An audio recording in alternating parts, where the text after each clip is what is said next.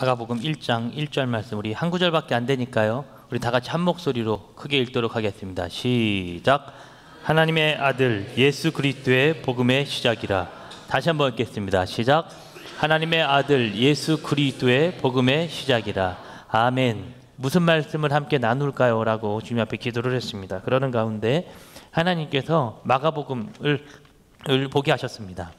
이 마가복음 1장 1절 보면, 이제 목사님 마가복음 1장부터 16장까지 다 보는 건가요? 예, 그런 건 아니고요.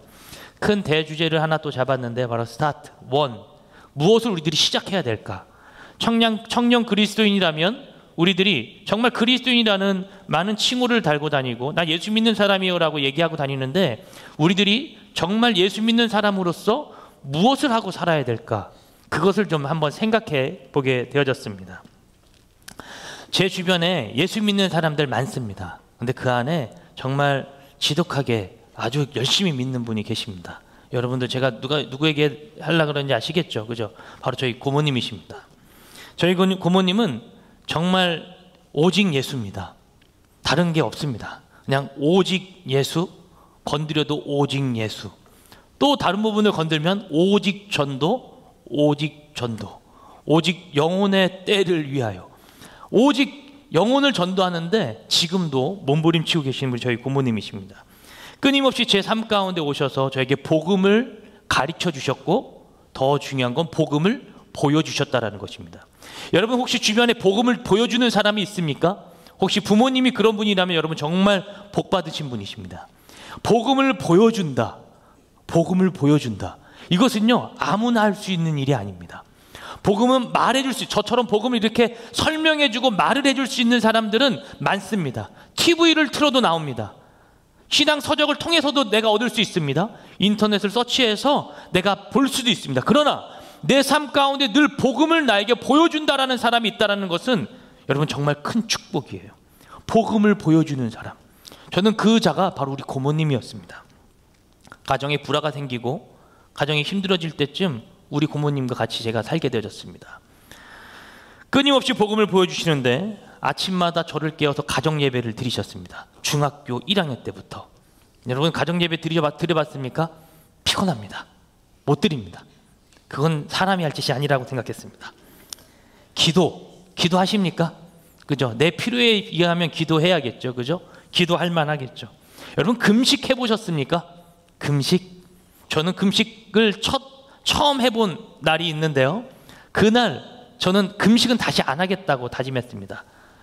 정월 1월 1일 교회에서 영시 예배를 드리고 바로 기도원에 가서 아침, 점심, 저녁을 하루를 이 금식을 하는데요, 정말 힘들었습니다. 새해는 잘 먹어야 되잖아요. 근데 우리 집은 새해 안 먹게 되어졌던 날도 있었습니다. 새벽 기도 나오십니까? 러브 에이지 나오시는 분 몇몇 있죠, 그죠? 예, 제가 아는 것 같습니다. 몇몇 나옵니다. 여러분, 이제 월, 화, 수, 목 이제 4번 남았습니다. 도전합시다. 도전해서 여러분 새벽 제단을 한번 쌓아 보십시오. 제단 쌓으면 하나님께서 여러분들에게 귀한 것으로 갚아주시고 여러분들의 삶 가운데 하나님의 은혜가 넘쳐날 줄로 저는 믿습니다. 새벽 제단을 쌓는 것입니다. 철야해 보셨습니까? 지금처럼 하는 철야 말고 밤새도록 하는 철야. 그래서 아침에 저녁 8시, 9시에 교회에서 예배드리고 기도하면서 찬양하면서 이걸 계속 하다가 이제 자정이 넘어가고 새벽 예배드리고 집에 오는 거예요. 그러니까 토요일날 집에 오는 철야 말입니다. 여러분, 귀신 쫓아내는 거 보셨습니까? 전 목사님 별걸 다 얘기하네요. 예, 이걸 제가 다 그 나이 때 예수를 믿지 않는 사람이 정말 예수를 지독하게 믿는 사람 옆에서 봤다면 여러분 어떨 것 같습니까? 여러분, 우리 교회 DTS 하잖아요. DTS, 그죠? DTS 할 필요 없어요. 그분과 함께 있는 게 DTS예요. 정말 힘들어요. 내 삶 가운데 난 6년 동안 DTS 한 것 같았어요. 이런 사람이 있나? 근데요, 그런 장면이 하나하나 보여줄 때마다 제 마음 가운데 드는 이 마음이 하나가 열리기 시작했습니다. 뭐냐면 정말 누군가 있나 보다. 누군가 있나 보다. 제가 항상 우리 고모에게 했던 얘기입니다. 고모는 일 안 해? 고모 일 안 해? 우리 엄마 아빠 이혼했잖아. 엄마 나갔잖아. 아빠가 언제 들어올지 잘 모르는데, 아니 고모라도 이래야 내가 뭘 용돈을 받았거든. 저 생각이 되게 웃겼죠. 그 당시에 밥도 해주시는데 용돈도 고모한테 받으려고 하는, 정말 말도 안 되는 이상한 사고방식을 갖고 있던 제 철없는 청소년 시절이었습니다. 고모한테 아니 일을 해야지 전도를 하고 있으면 어떡해. 아니 일을 해서 돈을 벌어와야지 나가서 복음을 전하고 있고 기도를 하고 있고 철야를 하고 있고 말도 안 되는 거 아닙니까? 저는 맞지 않는 이런 삶 가운데 너무나도 힘들었습니다. 여러분, 결혼을 왜 잘해야 되는지 제가 그때 좀 깨달았습니다. 마음이 맞지 않는 여자를 만나면 정말 힘들겠구나. 청년 남자들이여, 여자들도 중요하지만 남자들이여 여자를 잘 만나십시오. 할렐루야. 아멘 소리가 작은 거 보니까 막 만날라나 그러는 것 같다. 어떻게 어떤 사람이 내 주변에 있는가. 여러분, 복음을 보여주는 사람이 옆에 있다는 건 그만큼 저와 여러분들에게 그만큼 큰 힘이 될 줄로 저는 믿습니다. 이것이 지금은 모르는데 나중에는 그것을 알게 되어진다는 것입니다. 제 가정생활도 그랬고 환경도 너무나도 힘들고 어려웠지만 끊임없이 제 눈앞에 나타나는 것은 복음을 보여주는 사람이 있었다는 것입니다. 그런데 이 마가복음이 기록될 당시에도 비슷합니다. AD 64년에 로마의 네로 황제라고 하는 이 사람이 다스릴 때였습니다. 당시에는 로마의 이 그리스도인을 믿는 자들에 대한 박해가 극을 달하고 있는 그런 시기였죠. 가장 네로 황제가 통치할 때가 가장 심한 기독교의 박해가 있었기 때문에 사람들은 숨어서 예배했고, 그때 카타콤이라는 곳에서 예배했고, 그리고 로마 사회에 있는 그리스도인들은 늘 힘들고 어려운 가운데 벌벌 떨면서 예수를 믿었습니다. 어려운 가운데 말입니다. 근데 이 마가복음이 중요한 것은 뭐냐면 그런 로마인들에게, 그리스도인을 믿는 로마인들에게 쓰여진 복음이 바로 이 마가복음이라는 책입니다. 근데 이 오늘 마가복음에 보니까 뭐라고 시작하냐면 하나님의 아들 예수 그리스도의 복음의 시작이라 라고 하면서 첫 운을 떼고 있습니다. 여러분, 이 복음의 이 한 구절 말씀이 마가복음 전체입니다. 무슨 얘기인지 아십니까? 마가복음 전체가 어떤 맥과 어떤 주제를 던지고 있냐면 하나님의 아들 예수 그리스도의 복음의 시작이다 라고 하는 이 한 구절 하나가 마가복음 전체를 이야기하고 있다라는 거예요. 그럼 예수는 도대체 어떤 분이시길래 이 마가복음이 여기에 이렇게 쫙쫙쫙 이렇게 압축을 해서 여기에 기록을 해 놓았을까요? 바로 이 마가복음 1장 1절을 좀 이렇게 나누어 볼 수 있습니다. 한번 잠시 띄워주시겠습니까? 한번 읽어볼까요? 시작. 아멘. 그대로 띄워주십시오.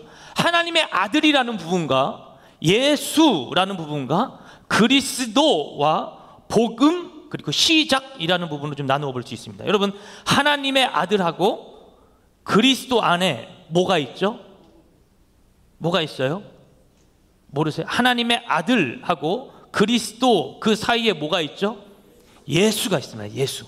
그럼 예수는 어떤 분이라는 거예요? 하나님의 아들 그리고 또 그리스도라는 거예요. 예수라는 이름은 고유명사, 그냥 이름입니다. 이름. 당시 시대에 예수라는 이름을 가진 자들이 많아요. 철수야, 영이야 많잖아요. 그죠? 이런 이름처럼 예수라는 이름을 가진 사람들도 주변에 많았습니다. 근데 이 예수 그 앞에 하나님의 이 아들이라는 이 호칭을 쓰고 있는데 이것은 무엇을 뜻하냐면 이분은 신이라는 거예요. 단순히 그냥 우리들이 믿는 어떤 종교적 어떤 신이 아니라 유일하신 신이라는 거예요. 유일하신 신. 로마인들에게 펼쳐졌으니까 여러분, 로마인들은 어떤 사상을 갖고 있냐면 신이 다신론 사상을 갖고 있습니다. 그리스 로마 신화 여러분 많이들 알고 있죠. 그죠? 그래서 바다의 신 그러면 뭐죠? 포세이돈. 신 중의 신은 제우스. 그죠? 그들이 알고 있는 신의 개념은 어떤 거냐면 지역적 그리고 어떤 특성화된 신을 그들이 믿고 있어요. 그러니까 그들에게 설명하기 위해서는 정확한 관점이 필요한데 어떤 신이 필요한 거냐면 이것도 신이고 저것도 신이고 이것도 신인 그런 관점을 이야기하는 것이 아니라 마가복음의 이 마가가 하나님의 아들이라는 표현을 써서 이분이 유일하신 신이다라는 것을 앞에 명제를 정확하게 던지고 있는 것입니다. 예수는 뭐라고요? 유일하신 신이라는 거예요. 그리고 또 하나가 있습니다. 바로 그리스도라는 단어죠. 여러분, 이 그리스도라는 단어 무슨 뜻인지 아시는 분들 몇몇 있으실 텐데 이 말은 메시아라는 뜻과 기름 부음 받은 자라는 뜻입니다. 그러니까 기름 부음을 받다라는 것은 하나님의 성령의 감동하심에 그가 선택을 받았음을 말하는 것이고, 그리고 메시아라는 것은 그가 구원할 구원자라는 뜻을 갖고 있습니다. 그러니까 여러분 정리하자면 이겁니다. 가운데 예수가 있고 앞에 하나님의 아들, 그 뒤에 그리스도가 있는데, 예수는 어떻게 설명이 되어져요? 신 중에 신, 유일하신 신이시고, 이 예수는 뭐다? 기름 부음을 받았고 우리를 뭐 할 자다? 구원할 자라는 거예요. 메시아라는 거예요. 그래서 이 부분을 갖고 예수는 하나님의 아들이시고 신 중에 신이시고 메시아임을 마가복음 1장 1절이 우리에게 이야기하고 있는 거예요. 이해가 되십니까? 그리고 또 있죠. 바로 이 복음이라는 단어입니다. 복음이 시작되어졌다. 복음이 어떻게 시작되지? 오늘 제목도 복음의 시작이거든요. 이 말을 좀 이렇게 풀어보면 이런 뜻을 갖고 있습니다. 좀 이렇게 좀 직역을 해보면 이런 뜻인데요. 그리스도이면서 하나님의 아들 예수가 승리했다는 좋은 소식을 시작하겠다라는 거예요.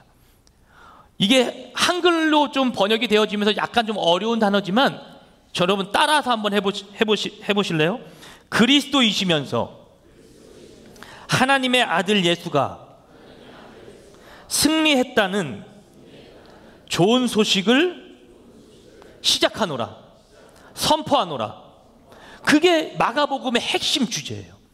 예수님은 하나님의 아들이시고 예수님은 메시아이시고 기름 부음 받으셨고 그분은 좋은 소식을 전하기로 작정하셨다. 나는 이것을 마가복음을 통해서 너희들에게 선포할 거다라는 거예요. 당시 이 로마인들이 어땠습니까? 로마의 기독교인들은 어땠습니까? 박해를 받고 있는 거예요. 그러니까 무슨 말이냐면 예수는 아는 거예요. 근데 이 복음을 내 삶 가운데 어떻게 받아들여야 될지가 애매한 거예요. 우리와 비슷합니다. 여기 다 예수 알죠? 그죠? 예수라는 분 모르는 분 있습니까? 없죠. 예수 믿지 않는 사람들도 크리스찬이 아니라도 예수는 압니다. 그죠? 예수를 모르는 사람은 없어요. 그러나 예수가 하나님의 아들이라는 것과 예수가 메시아라는 것, 이것이 굉장히 중요하다는 것입니다.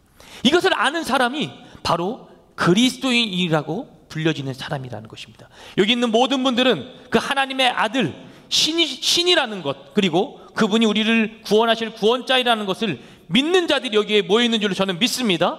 여러분, 그런 자들이 바로 그리스도인이에요. 그럼 그런 사람들은 무엇을 해야 하느냐? 바로 이 복음을 선포해야 된다는 것입니다. 복음이라는 말을 헬라어로 보면 유앙겔리온이라는 말을 썼는데요, 이게 바로 좋은 소식, 전쟁에서의 승리, 기쁜 소식이라는 말을 담고 있습니다. 이 유앙겔리온, 이 복음이라는 말이 좀 어디서 좀 유래가 되어졌고 어디서 좀 파생이 되어졌냐면, 여러분 마라톤 전쟁이라는 이야기를 좀 들어보셨습니까? 이 올림픽에 마라톤이라는 이 경기를 하게 되어진 예화가 있잖아요. 그죠? 그러니까 그 페르시아와 아테네의 전쟁이었습니다. 유럽의 앞날을 결정짓게 되는 이 전쟁 가운데 이 그리스에서 많은 사람들이 그 승전보를 기다리고 있는 거예요. 우리 국가가 이겼나? 우리 군인들이 이겼나? 우리 군인들이 패했나? 모든 사람들이 긴장을 하고 있습니다. 근데 저기 끝에서 한 병사가 달려옵니다. 막 달려오면서 헉헉거리면서 우리가 이겼습니다 하고, 이때 주변에 있던 시민들과 백성들과 이 사람들이 왕들이 뭐라 그러는 거예요? 와 하면서 환호성을 지르는 거예요. 바로 그 장면이에요. 이 복음이라는 것이 무엇이냐면, 단순히 우리 복음 잘 믿어서, 예수 잘 믿어서 복음 열심히 공부해서 내 삶 가운데 윤택해져야지, 그 부분도 있죠. 그러나 복음의 진짜 핵심은 무엇이냐면, 여러분들의 영이 영원한 삶을 살게 되는, 영원한 승리를 갖게 되어지는 그것이 바로 복음인 줄로 저는 믿습니다. 복음은 그렇게 쓰여지는 거예요. 그래서 복음이라는 것 자체가 우리들의 어떠한 유익과 우리들의 무엇으로 채워지는 것, 그 부분도 있습니다. 없다라는 것이 아닙니다. 근데 진짜 복음은 저와 여러분들의 영을 영원토록 살리는데 바로 쓰여졌다, 그 말입니다.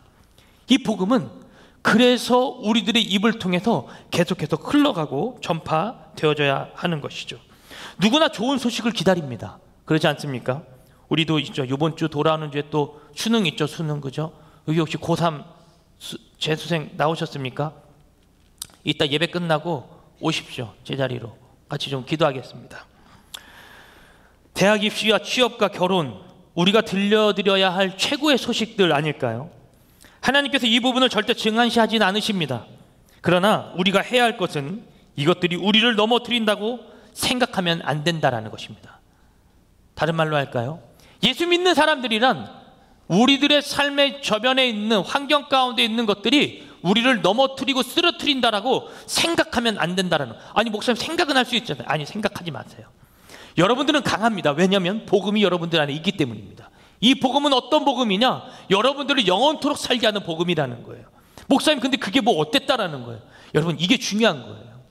복음이라는 것이 우리들의 삶을 영원히 종속시킬 수 있는 것이라면 여러분 어떠한 어려움과 어떠한 핍박짐은 우리들이 이겨낼 수 있는 것입니다. 다시 한번 생각해 보십시오. 우리들의 환경 가운데 있는 저변에 있는 것들이 우리들을 넘어뜨리고 쓰러뜨린다 할지라도 우리들에게 뭐가 있으니까? 복음이 있으니까. 복음이 있으니까. 이 복음은 뭐 하는 거예요? 우리들의 영혼을 어떻게 해요?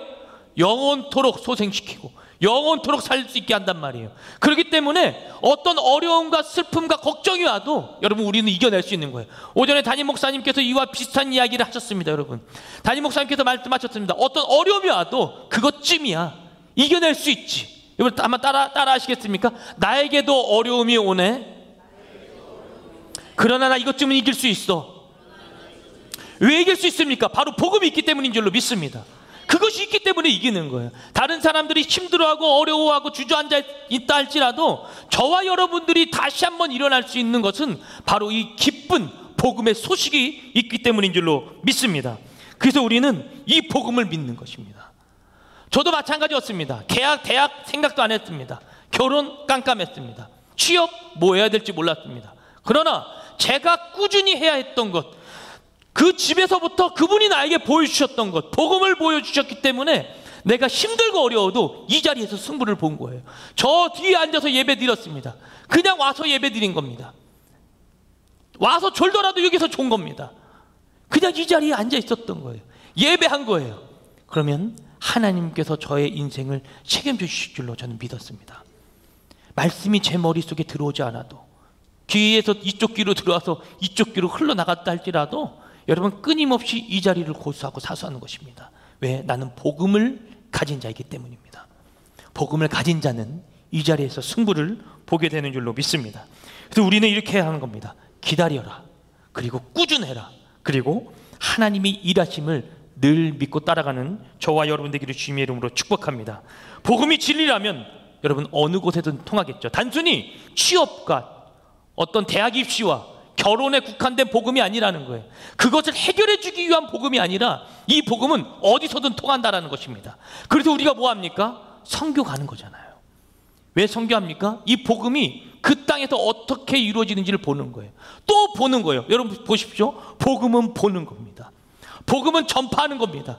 끊임없이 누군가 전파해야 이 복음은 볼 수 있는 사람들이 많아질 것입니다. 여기 있는 여러분 오늘 바자회 하거든요. 내려가서 1,000원짜리라도 하나 사십시오. 살 거 없네. 그냥 나오지 마시고요. 여러분 1,000원이라도 후원해 주십시오. 남자 여러분 플레이스테이션 3가 나왔습니다. 플레이스테이션 3가 나왔습니다. CD 8장까지 합쳐서 드립니다. 이거 패드도 무선 패드입니다. 여성분들이 무슨 얘기하는지 모르겠죠, 그죠? 아무튼 그게 나왔습니다. 믿음을 갖고 사십시오. 여러분들에게 행복을 보장해 줄 것입니다. 복음 이상의 가치는 없지만 복음 다음의 가치는 있을 것입니다. 꼭 사십시오. 선교를 왜 합니까? 가서 보여주는 것입니다. 이것 또한 가서 또 보여주는 것이죠. 우리는 이 복음을 어떻게 전파해야 할까요? 끊임없이 흘려보내는 것입니다. 복음은 제가 첫 번째 이 복음은 유앙겔리온, 즉 기쁜 소식, 좋은 소식이라는 말을 전했다라면 두 번째 이 복음은 바로 흘러가야 된다는 것입니다. 저를 통해서 흘러가고 우리 원로 목사님을 통해서 흘러가고 원로 목사님의 그 시대의 또 어떤 영적 지도자를 통해 흘러가고 이 복음은 여러분 이 신약 성경에 있는 AD 60년 지금 이 시대의 이 복음이 지금 2018년을 살아가는 지금 우리에게 그대로 흘러온 거예요. 이 복음이 말입니다. 또 저도 이 복음을 여기서 외치고 있습니다. 여러분들은 밖에서 또 외칠 겁니다. 여기에 50년 후에 누군가가 여기서 또 이 복음을 외치고 있겠죠. 여러분 기억하십시오. 복음은 흘러갑니다. 다 같이 따라합시다. 복음은 흘러간다. 복음은 흘러간다. 여러분들이 흘려보낼 수 있기를 주님의 이름으로 축복합니다. 여러분 가만히 생각해 보십시오. 마가는 예수님을 봤을까요? 못 봤을까요? 봤어요? 못 봤어요? 못 봤습니다. 이 마가는 누구의 수행자고 누구의 비서관이었냐면 바로 베드로, 여러분 베드로 아시죠? 베드로의 수행관이고 비서관이었습니다. 그러니까 마가는 머리는 있었고 글 쓸 수 있는 재주는 있었습니다. 근데 베드로는 많은 분들이 그러죠. 조금 무식했다, 그죠? 성격이 좀 그랬다, 그죠? 근데 주님이 그 자를 사용하신 거예요. 옆에 수행비서처럼 데리고 다니면서 힘들고 어려운 부분은 해석했고 이 사람이 옆에 도움을 받았습니다. 그리고 이 마가는 예수님을 못 받, 그러면 이 복음을 어떻게 썼을까요? 바로 베드로가 옆에서 전하는 복음을 그가 구전으로 전해 들은 거예요. 그가 옆에서 베드로가 하는 말을 그대로 하나하나씩 적은 것입니다. 베드로가 주변에 돌아다니면서 말씀을 전할 때뿐만 아니라 내가 본 예수님은 말이야, 그러면서 옆에서 계속해서 이야기해 준 거예요. 그 모든 이야기들을 여기다 기록해 나가기 시작. 그게 바로 마가복음이에요. 그래서 마가복음은 약간 좀 짜맞추기 한 느낌이기도 합니다. 문학적 구조가 약간 좀 애매모호하기도 해요. 이것이 잘 쓰여진 글이라고 좀 말하기도 좀 그렇습니다. 그러나 이 복음은 그것 때문에 더 사실적이고 그것 때문에 더 증명할 만한 가치가 있다는 것입니다. 누군가에게 전해드린 이야기예요. 여기다 적어놓기 시작하는 것입니다. 그리고 또 이 마가복음이라는 책은 복음서 네 개의 책 중에 가장 먼저 쓰여진 책 중에 하나이기도 합니다. 그러니까 마가복음이 가장 먼저 기록되어졌기 때문에 이 마가복음을 통해 마태복음, 누가복음, 요한복음이 영향을 받은 거예요. 기억하십시오. 마가복음이 제일 먼저 쓰여졌고 마태복음, 누가복음, 요한복음은 이 마가복음의 영향을 받았다. 그러니까 마가복음, 이 복음서 한 편이 잘 쓰여짐을 통해서 다른 복음서가 더 쓰여질 수 있게 된 거예요. 즉 예수전이라고 하는 예수의 이야기들이 더 많이 나올 수 있게 되어졌다는 것입니다. 더 신기한 건 이 마가복음만이 이 예수 그리스도, 즉 이 복음서를 풀이하면서 첫 구절에 복음이라는 말을 쓰고 있다는 것입니다. 누가복음에는, 마태복음에는 예수 그리스도의 계보라라고 이야기를 했습니다. 이 계보라는 말은 필기하다, 그냥 편지를 기록해 놓다라는 뜻입니다. 그리고 이 누가복음에는 이 내용, 내력에 의해서 내력을 내가 적어 나가겠다, 즉 레포트 쓰는 거예요. 그래서 누가복음은 좀 더 세밀하고 중심적인 이야기들을 굵직굵직하게, 그리고 장수와 절수를 길게 늘려서 많이 기록을 해 놓았죠. 그리고 이 요한복음은 하나님의 그 거룩한 말씀을 우리들에게 표적을 7개의 표적을 통해서 우리들에게 설명해 주고 있습니다. 그러니까 복음서마다 다 특징이 다른데 오직 유일하게 이 마가복음만이 예수 그리스도의 복음의 시작이라고 명시하고 있다는 거예요. 뚜렷하죠. 뭐가요? 복음성에 대해서 말입니다. 마가복음은 1장부터 16장까지밖에 없습니다. 1시간이면 다 읽을 수 있는 책입니다. 복음서 말입니다. 한번 읽고 싶은 마음이 꿈틀꿈틀 거리지 않습니까? 복음을 읽으십시오. 복음을 취하십시오. 이 복음이 여러분들의 삶을 변하게 할 줄로 저는 믿습니다.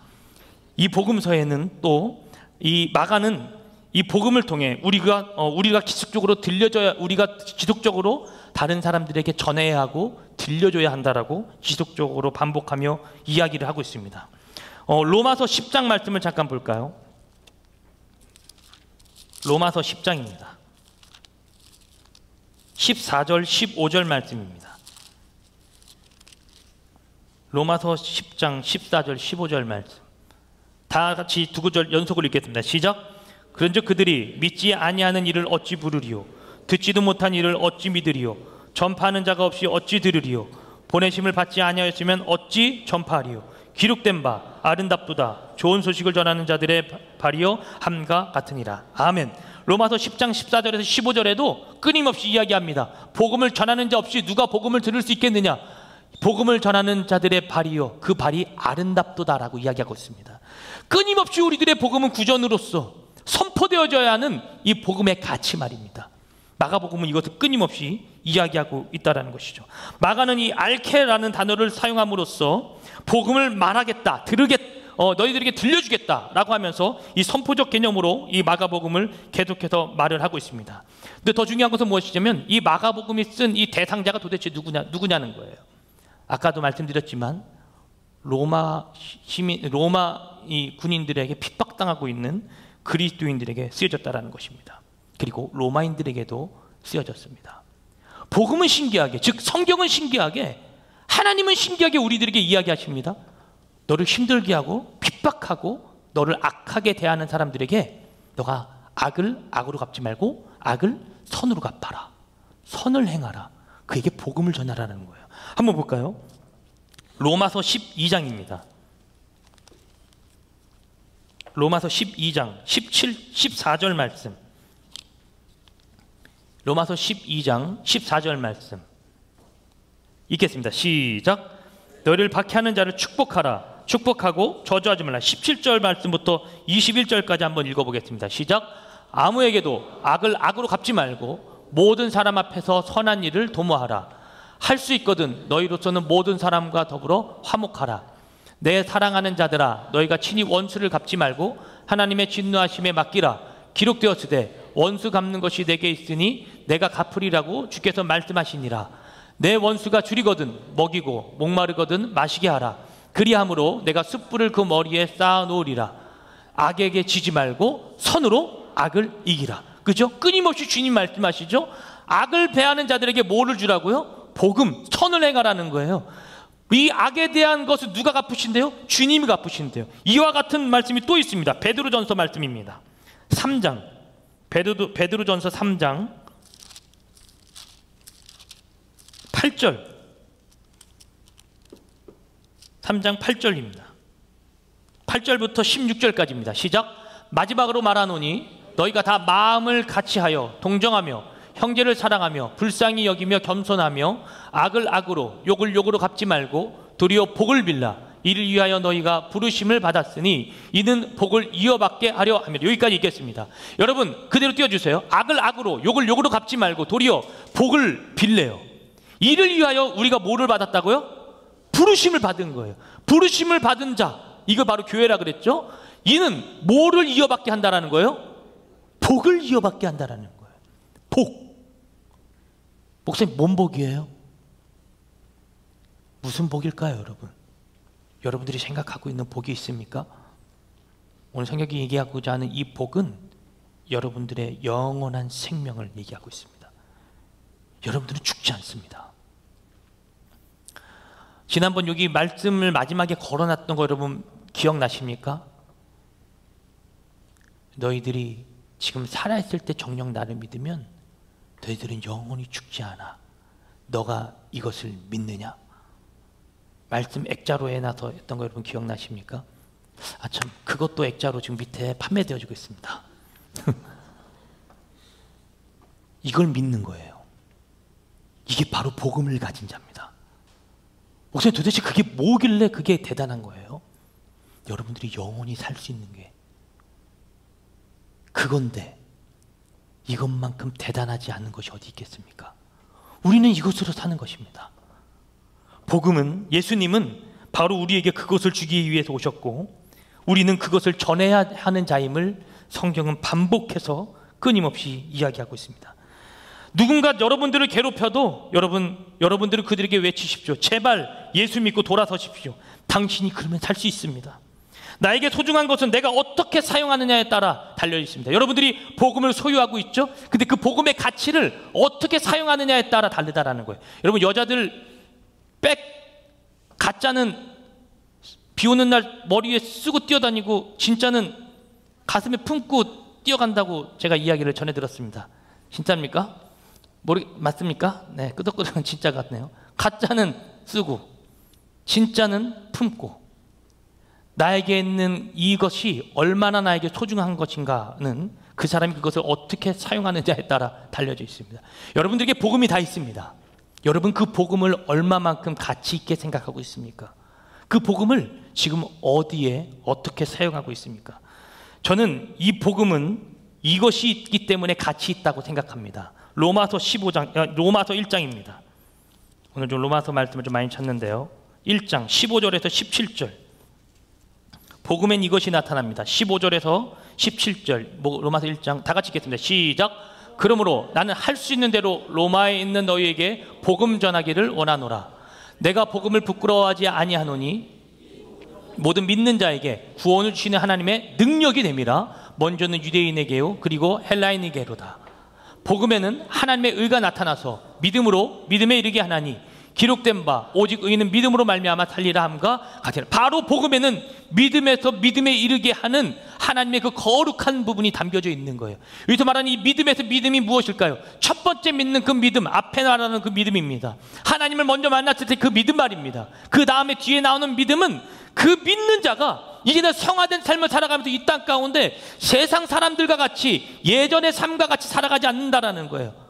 보라, 이전 것은 지나갔으니 새 것이 되어진 나의 모습을 이 복음이 나에게 그런 삶을 허락해 준다라는 것이죠. 여러분 한번 따라 하지 않으시겠습니까? 복음은 이용권이 아니다. 복음은 열람권이다. 복음은 이용권이 아닙니다. 복음을 내가 갖추고 취하고 있을 때 이 복음을 통해서 나에게 있는 이 조만한 벽, 내가 저 앞에 보이지 않는 어떤 것, 나를 막고 있는 어떤 장애물, 이것을 부시고 타개하기 위해서 쓰는 것이 복음이 아니라 이 복음은 보여주는 거예요. 이용권이 아니라 열람권이라고요. 내가 이렇게 살아가, 내 앞에 벽이 있는데, 그런데 나는 여기서 좌절하지 않아. 왜냐하면 이 복음이 내가 이 벽을 뛰어넘을 수 있게끔 나에게 힘이 되어주기 때문이야. 너도 이거 보지 않을래? 무슨 말씀인지 아시겠습니까? 복음을 던져서 수류탄 투척하듯이 문제 해결하도 119처럼 부르짖는 그 복음이 아니라 이 복음은 나를 통해서 누군가에게 보여줘야 된다라는 거예요. 끊임없이 선포되어지고 끊임없이 보여지는 것. 여러분, 복음을 축복받는 땔감으로 쓰지 마십시오. 복음은 그렇게 가치 없는 것이 아닙니다. 복음은 생명을 살리는 가장 귀한 열람권인 줄로 믿습니다. 이 복음을 우리들이 가치 있게 갖고 살아가는 것입니다. 마가복음의 어떻게 보면 가장 클라이막스라고 하고 할 수 있는 부분인데요, 마가복음 15장입니다. 마가복음 15장 37절 말씀부터 보도록 하겠습니다. 37절부터 39절까지 시작. 예수께서 큰 소리를 지르시고 숨지시니라. 그러니까 예수님께서 십자가에 못 박혀 돌아가셨습니다. 38절 시작. 이에 성소 휘장이 위로부터 아래까지 찢어 둘이 되니라.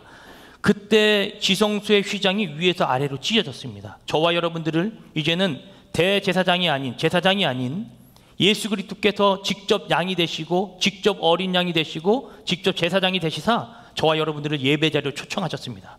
그리고 일어난 39절 말씀입니다. 시작. 백부장이 그렇게 숨지심을 보고 이르되 이 사람은 진실로 하나님의 아들이었도다 하더라. 그대로 띄워주십시오. 여러분, 오늘 마가복음 1장 1절이 뭐였습니까? 하나님의 아들 예수 그리스도의 복음의 시작이다. 하나님의 아들이 바로 예수 그리스도였다. 오늘 보면 이 백부장, 로마의 고위 관리직이었던 이 사람이 마가복음 15장 거의 말미에 가서 이 예수 그리스도를 인정해버리는 거예요. 마가복음 누구에게 쓰여졌다고요? 로마인들에게. 근데 39절에 로마의 관리직이 이것을 선포합니다. 다시 읽어볼까요? 시작. 예수를 향하여 섰던 백부장이 그렇게 숨지심을 보고 이르되 이 사람은 진실로 하나님의 아들이었도다. 맨 처음에 마가복음의 1장 1절에서 마가가 이야기하고 싶던 것을 이제는 로마 사람이 외치기 시작하는 거예요. 그러니까 앞에서 외치고 뒷부분에는 다른 누군가가, 복음을 전해 들은 자가, 복음을 본 자가, 복음을 목격한 자가 외치고 있는 거예요. 전혀 모르는 사람이 말입니다. 이것이 바로 복음의 능력입니다, 여러분. 이거를 문학적 법으로 뭐 수미쌍관법이라고 한다고 하는데 저는 그런 건 잘 모르겠지만 성경이 이야기하고자 하는 것은 이것입니다. 복음을 누군가가 외쳤잖아요. 그럼 내가 모르는 상대 저쪽에서 누군가가 외치는 거예요. 그 예수가 하나님의 아들이 맞다. 누가요? 복음을 배척하던 자가, 예수를 믿지 않던 자가 오히려 반대쪽에서 외치고 있는 그 장면을 여러분들이 보게 될 것입니다. 말씀을 좀 마무리하려고 합니다. 이번 주에 제 동생이 취직해서 저희 집에서 아버지가 밥을 사주셨습니다. 회를 떠와서요. 방어회를 떠와서 이렇게 집에서 먹었습니다. 저희 고모님의 하루의 생활을 좀 제가 말씀드리면, 이분은 아까 그랬죠, 오직 예수, 오직 전도라고요. 밤 9시가 되면 교회로 가십니다. 저녁을 드시고 교회로 가십니다. 교회 가면 9시부터 매일 철야를 하십니다. 여러분, 인간이 아닙니다. 매일 철야를 하십니다. 제가 여기서 이렇게 설교할 수 있는 것도 사실 제 기도보단 누군가가 저를 위해서 지속적으로 기도하고 있다는, 저는 기도의 군사가 누군가가 저를 위해서 계속 기도해 주고 있다는 게 저는 너무나도 감사합니다. 그분은 지금도 아마 기도하고 있을 겁니다. 9시부터 기도를 하기 시작하십니다. 자정을 넘기시고 새벽 예배 때까지 기도를 하십니다. 제가 물어봤는데, 정말 계속 기도만 해? 아이, 졸다 기도하다 그러지 뭐. 집에선 잠을 잘 안 주무세요. 집을 왜 샀나 몰라요. 9시부터 자정이 넘어서 새벽까지 기도를 하십니다. 그럼 자연스럽게 성전에서 새벽 예배가 시작되어지겠죠. 새벽 예배를 드리고 집으로 오십니다. 아침을 드십니다. 뭐 해야 될까요? 자야지 정상 아닙니까? 근데 복음을 전하러 갑니다. 집에 가면 그 교회에서 나눠주는 전도, 이런 물품 전도지가 이만큼 쌓여 있어요. 이건 또 뭐야? 이거 전도할 때 써야 돼. 이 쌀은 뭐야? 이것도 전도할 때 써야 돼.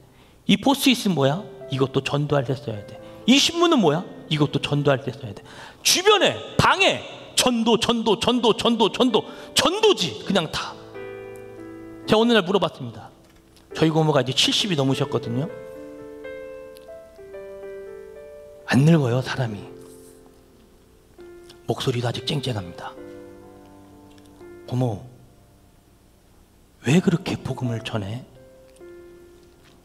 목사인 나도 그렇게 못하는데, 아주 대단한데 왜 고모를 움직이는 동력이 뭐야?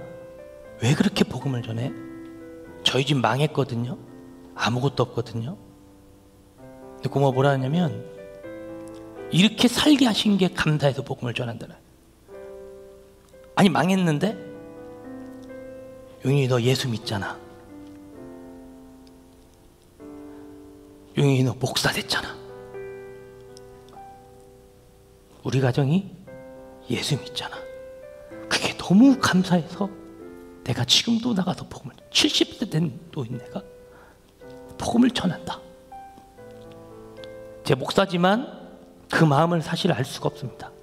저도 아직 그런 마음이 있어요. 왜 우리 집은 망했을까?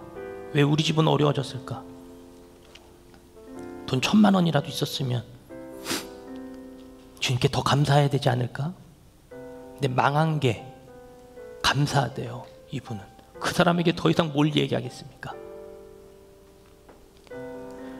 겨울이면 패딩 하나에 비닐을 출출 감으시고 산기도하러 올라가십니다. 왜요? 복음을 위해서. 그의 어떤 유익이 아니라 복음을 위해서. 복음은 이용권이 아니기 때문입니다. 금식을 하면서 저에게 밥을 해서 밥을 퍼주십니다. 왜요?